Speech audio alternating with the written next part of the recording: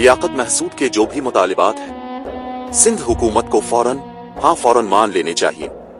उनके truck, dumper और tanker जिसे चाहिए, जब चाहिए, जहां चाहिए, सड़क पर कुचल डाले, कोई बात नहीं। जो डंपर जला दिया, जो टैंकर राख कर दिया, इसकी कीमत भी फौरन अदा कर दी जाए। लेकिन पहले ये काम करें, नंबर 1, इंटरनेशनल ब्लैक मार्केट में पता करें कि इंसान के जिस्म के कौन कौन से हिस्से बेचे जा सकते हैं और हर हिस्से की कितनी कीमत लगती है। नंबर 2, ये भी हिसाब निकाली कि पाकिस्तान में एक इंसान की औसत उम्र कितनी होती है और एक कमाने वाला अपनी पूरी जिंदगी में कितने लोगों का पेट पालता है। फिर हर जिस्म के हिस्से की कीमत, मरने वाले की जिंदगी भर की कमाई और उसके सहारे जीने वालों का जिंदगी भर का खर्च, ये सब एक एक पाई गिने, ये पूरा हिसाब अदा करें ताकि इंसाफ सिर्फ कागज पर नहीं, हकीकत में बराबर हो।